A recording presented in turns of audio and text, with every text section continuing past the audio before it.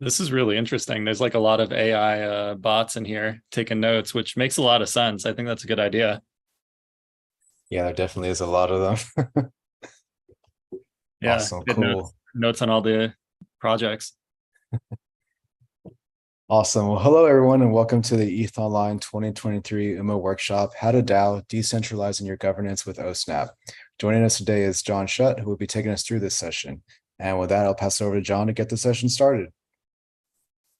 Hey everybody, glad to have you all here, especially the AI bots. It's really interesting to see this like pattern emerging. I honestly think it makes a lot of sense to be able to get notes on a ton of different cool sponsor projects that you could integrate with.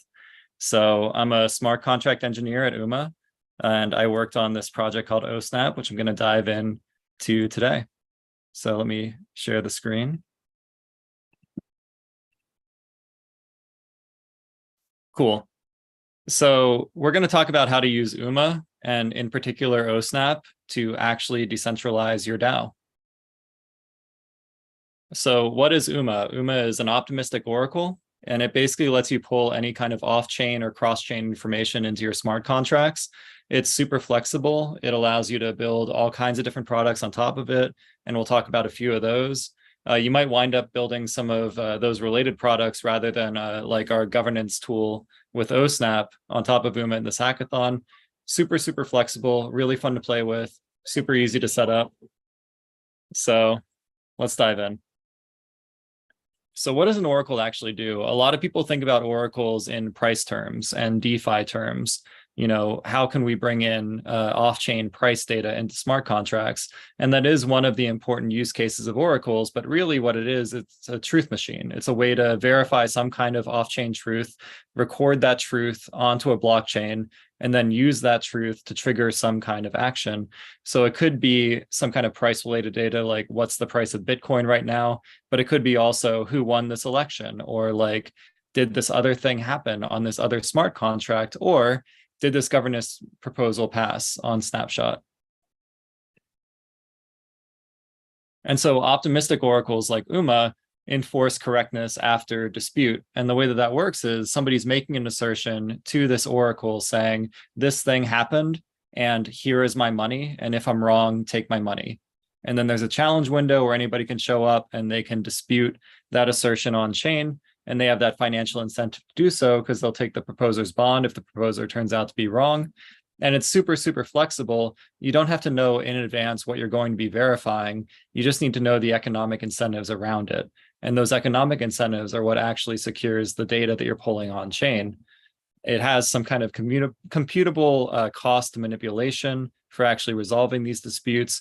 It's super, super flexible. You can build anything from very data-driven objective things like the cross-chain bridge, or you could build something like Polymarket, where you have a new prediction market being created every day, where you don't really know what you want to create a prediction market around in advance. It's all natural language. It's actually resolved by human beings rather than bots. So you have a very, very wide range. And so what goes into it, you have somebody that's requesting some kind of data. You have somebody that's proposing that data, either because they have some kind of like built-in incentive there, or because they have some extra protocol incentive. A good example is an insurance protocol. If somebody is going to get an insurance payout because some kind of insurable event happened, they're going to make this proposal even without any kind of incentive to make the proposal. Like their payout only happens once it resolves. So they'll say, for instance, this smart contract system was hacked, and I think that the people that bought insurance against it should be paid out, and then that'll get paid out to them. You have to have some kind of dispute resolution process.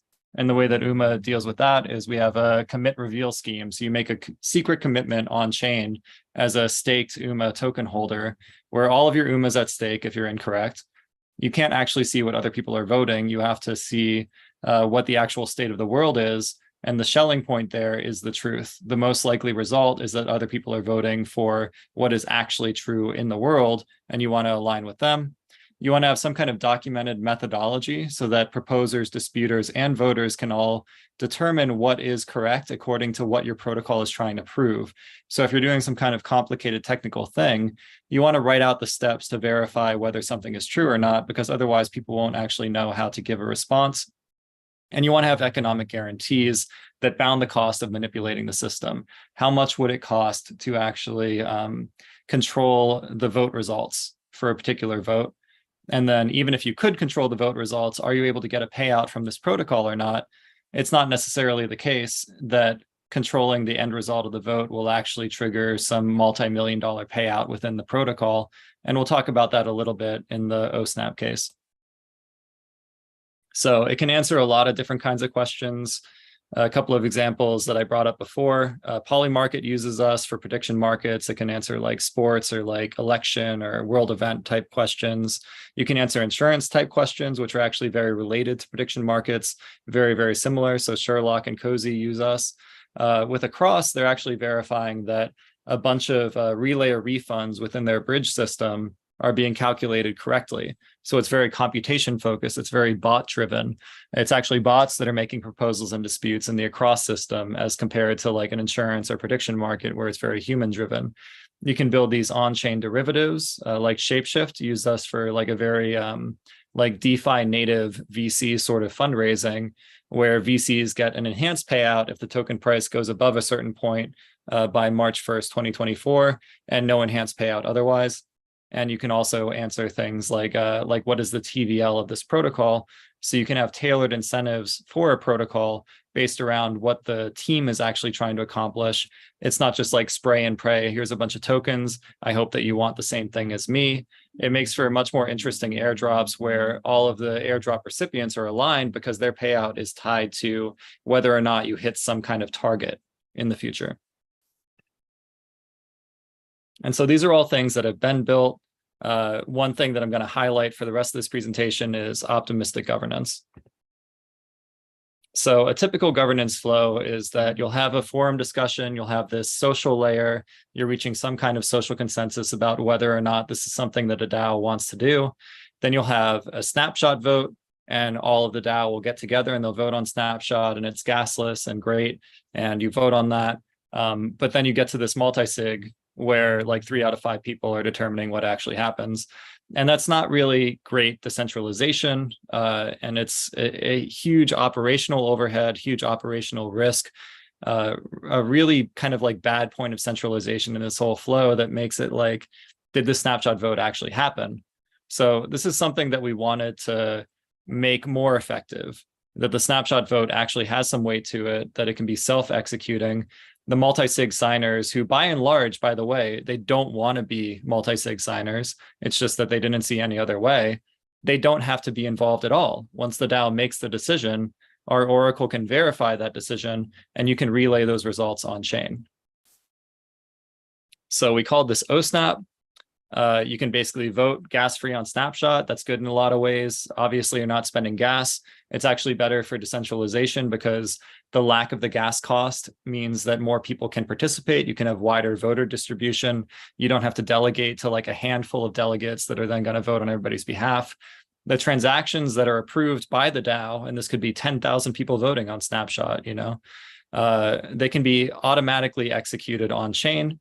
Anybody can dispute any transactions that are incorrect with our optimistic Oracle. The truth is economically incentivized, and our Oracle has secured for many years hundreds of millions of dollars of value, billions of dollars of volume, and you can set it up in under a minute. It's very easy to set up. It fits in with existing DAO flows where you have a snapshot space, you have a safe, you plug in the UMA oSnap module. It's literally like a 1-minute setup, modulo however long it takes to get all of the signers in place. So we're seeing a lot of adoption in DeFi. This is a slide that I updated just today because we had a lot of DAOs that were added to this just since ETH New York, which was only a couple of weeks ago. A lot of DeFi protocols in particular, multi-sig signers do not want to be multi-sig signers. They don't want to have this point of centralization. They don't want to have this point of personal risk. They don't want to have this this kind of like weird in-between step where like, okay, we voted on it, and then a handful of people decide what actually happens. So we've gotten adoption from really major projects, CowSwap, Connext, Across, Barnbridge, Shapeshift, many others, and many more to come. So we're securing over $100 million in assets right now, and that's growing. And we're kind of hoping to unlock the next phase of DAOs. where you want to have this kind of flexibility to do a lot of like off-chain calculation. You want to have variable voting formulae. You don't want to be locked into what a smart contract says that you can do, because the smart contract deployment flow is going to take a couple of months if you want to change anything about governance. DAOs need to be more nimble. They need to be more nimble, more open. They need to be empowering to the members of it, where a lot of DAOs right now feel kind of disempowering. And this is the basic flow. You just deploy the module, you set the parameters, this is on-chain, you create a snapshot proposal, and then if the snapshot proposal passes, whatever transactions you attach to the proposal can be executed automatically if they're not disputed. If they are disputed, they can be reproposed if they were actually correct. And the voting system is actually going to resolve what happens to the proposer and disputer bonds. So when we talked about the optimistic oracle earlier, we were talking about how you have to post a bond and say, take this money if I'm wrong. The disputer also has to post a bond that's matching, and whoever is correct is going to get the other person's bond, more or less. And we were trying to gear this towards where DAOs actually are right now. So a lot of DAOs use safes, a lot of DAOs use snapshot. You can just kind of like plug oSnap in the middle with the Zodiac framework. So now you can vote off-chain with snapshot, and then anybody can execute on-chain with your safe, and then we'll validate and make sure that those proposals are correct before they're actually passed. And typically that challenge window with oSnap is 1 to 3 days. So these are just kind of steps to set up. I think that all of these slides are available publicly that you can get into them. But we would love for you to actually set this up. And if you have like a real world DAO that you're using this for, or even just like a hackathon project, please contact us. We would love to co-promote you. We'd love to highlight your cool project. And this is kind of the flow when you're going into your safe app. So you just add the Zodiac app, you add that to your safe, you go and deploy the oSnap module, and you just set a couple of parameters. You set what collateral type, USDC or WETH. You set what the bond amount is. You set what your liveness period is, which is like the challenge window that somebody could come in and dispute bad proposals. And this is very bot driven, by the way. So realistically, a bot is probably going to dispute a proposal within a minute. And these are just very conservative values. And you set your snapshot space URL, where this is where the voting is going to happen, what the minimum quorum is, what the minimum voting period is on snapshot. And all of these go into natural language rules that are actually interpretable by our Oracle. Our Oracle can support bot-driven flows or human readable flows. And actually every proposal that goes to the Oracle gets reviewed by 3 people, like minimum. And those people are incentivized to raise anything that might be disputable. And then it's open for anybody to dispute these proposals if they actually are bad. In the oSnap case, because it is very easy to verify whether or not something passed on snapshot, it's bots doing this realistically. So there are bots that are running 24/7 that will automatically propose these things, that will automatically dispute these things. And so kind of going into this idea, as a public good, Risk Labs, which supports UMA and across, we actually run a bot that'll automatically propose and execute transactions on chain after your DAO approves them on snapshot, and we'll actually post the bond and pay the gas for you. Like our bot can look and see like, okay, all of this is correct. We feel confident posting this 2 WETH bond on your behalf to our Oracle. The bot has no special permissions or anything. If the bot is wrong, the bot is going to be disputed. But we're just wanting to make this really, really easy for DAOs to use. We want this to be super efficient. So if you add oSnap to your DAO, not only are you able to vote gas-free on snapshot, but the execution is also gas-free. Risk Labs is kind of covering that as a public good. And these are just kind of like extras. So we're audited by OpenZeppelin. All of UMA's contracts are audited by OpenZeppelin. We work really closely with the snapshot and safe teams. You can set this up on a wide range of different chains, and any chains that we don't currently support, we'd be happy to support if they're EVM chains. It's not that hard to deploy UMA there. It's really beginner friendly. It's very approachable. You don't have to be a technical person or understand how to build raw transactions to use oSnap. And even to create proposals, we have a transaction builder that's integrated deeply into the snapshot interface. So token transfers are very easy. Contract interactions are very easy. You don't need to be an engineer to actually create proposals and be actively involved in your DAO. And you can just deploy and interact these things through familiar web user interfaces. The rules themselves are human readable, and our Oracle system can actually support that. And coming very soon, we actually have a native Safe app and a native snapshot plugin that is specific to oSnap. And kind of going beyond that, there's all kinds of different things that you could build around optimistic governance. We know that DAOs are not stagnant. We're not at like the best state that DAOs can be. We're not anywhere near that. I think that oSnap is a really big step forward because you can have more decentralized voting systems, and that's great. But even if you have thousands of people voting on something and those votes are actually enforceable on chain, and that's what oSnap allows, in the longer run, not everything needs to run through a voting system necessarily. And we're seeing a lot of roles-based kind of DAO governance systems that are coming into effect. A lot of experimentation in the space, and we want to allow that. And our Oracle can enforce these rules in a very decentralized way. If you can write down the rules of your governance system, these contracts can enforce them. You're not limited to what's easy to implement in smart contract code. And that's kind of how we wound up in this rut where it's just token-based voting and just multi-sigs, because those are the easiest things to write into smart contracts. That's not necessarily how you would organize a group of human beings. And every DAO is unique. Every DAO deserves the ability to create their own rules that they understand, that they're able to tweak as needed as they learn how their DAO is actually operating. And this is kind of our most advanced form of generalized contracting.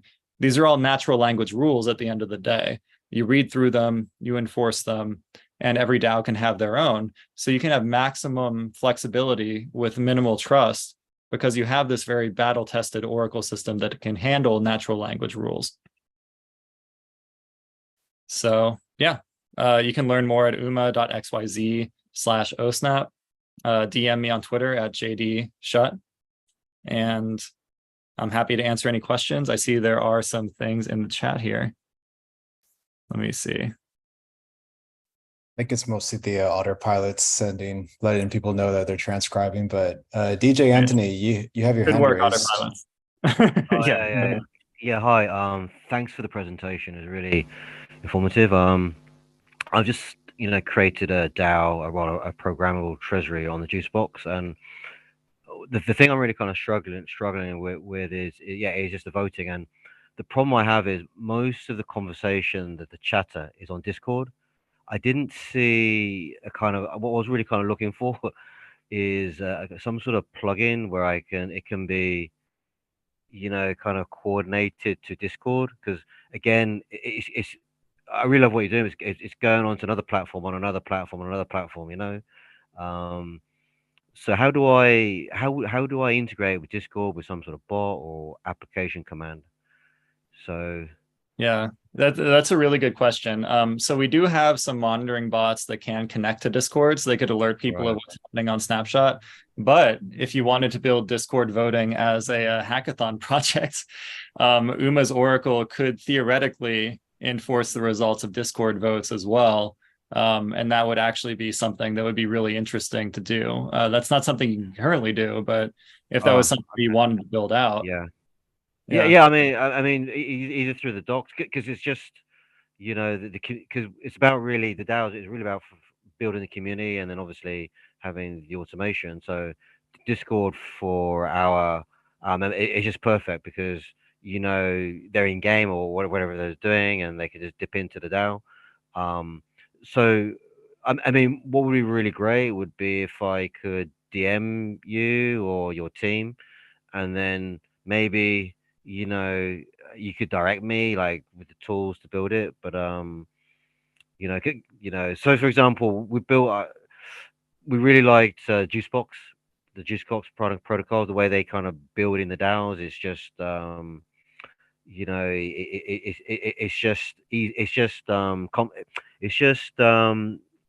there's no noise. I get what you're saying, but I just need to get from A to B, right?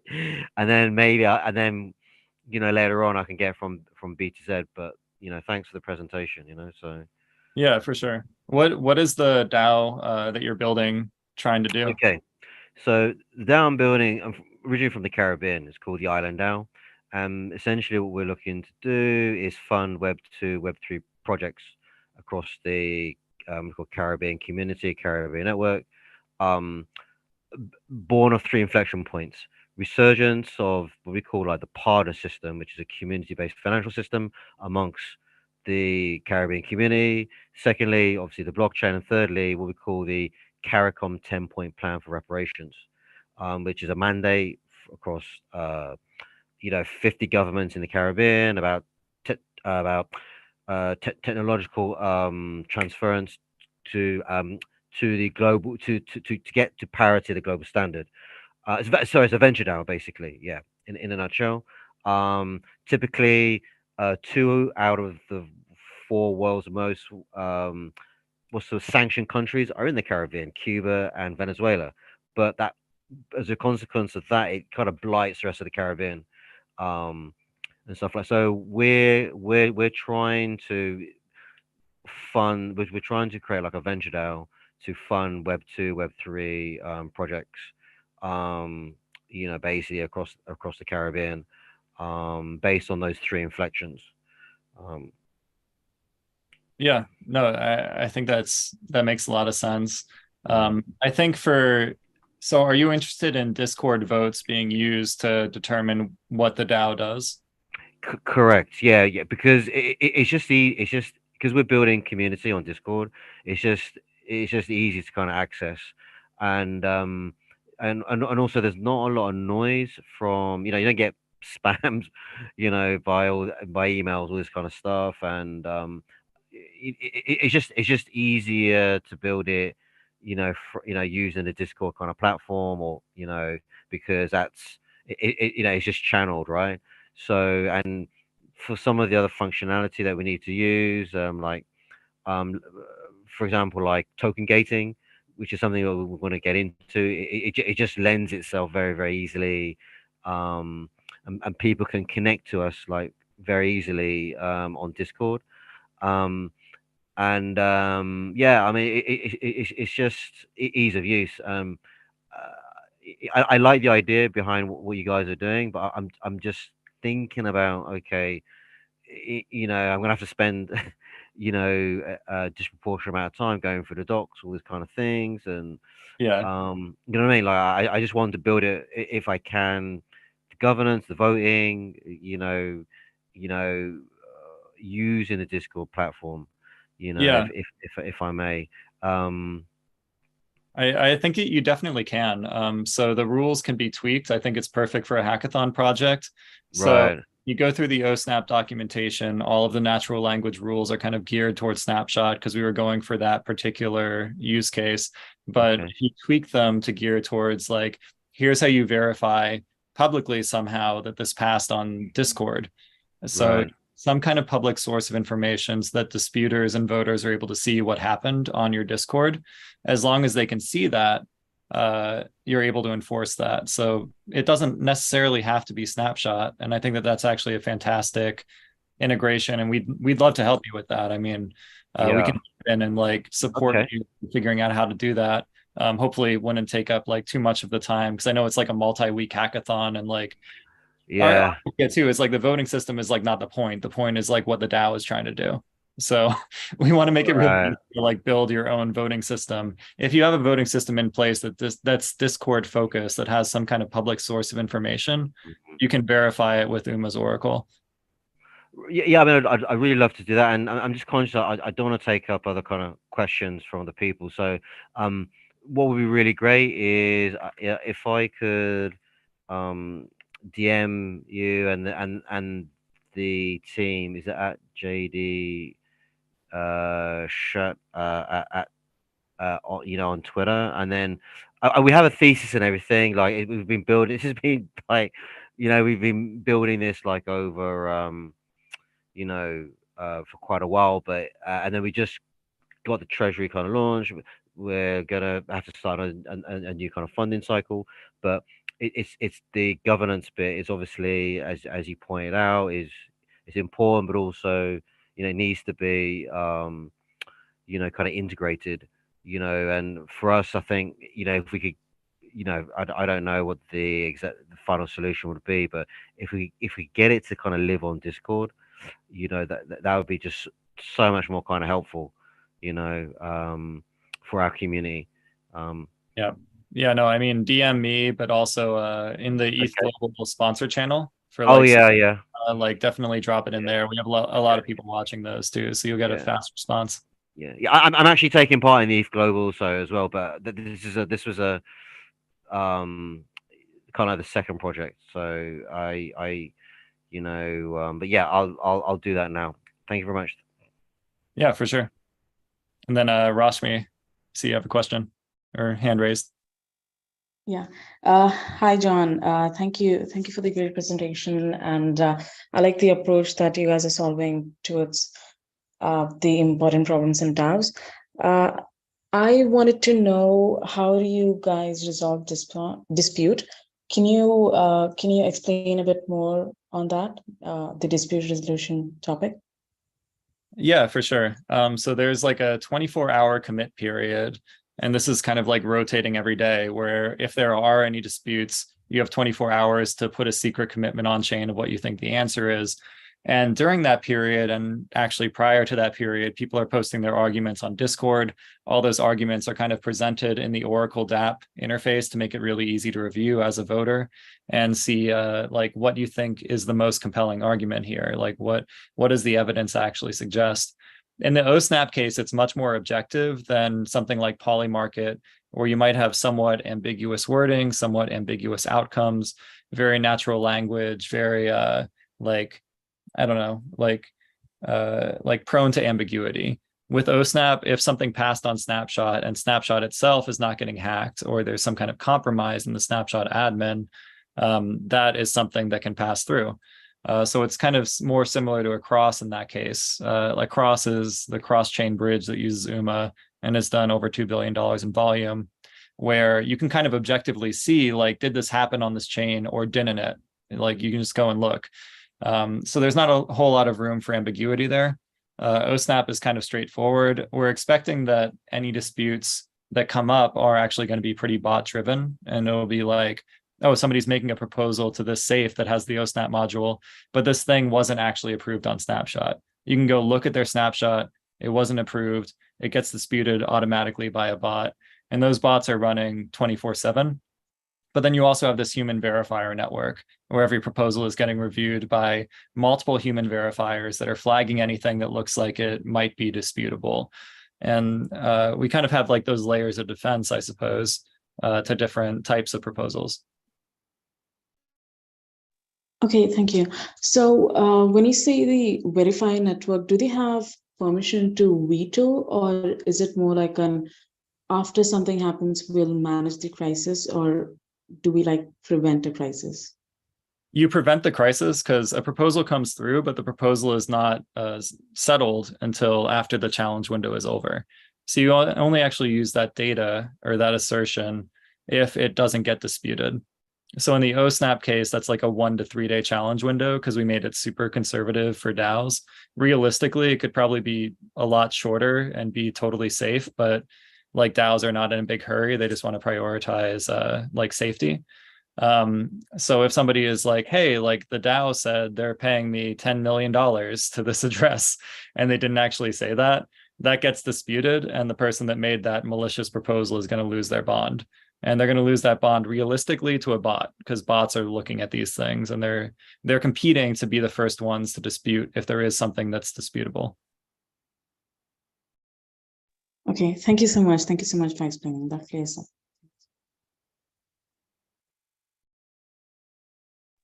Awesome. Are there any other questions that anybody has?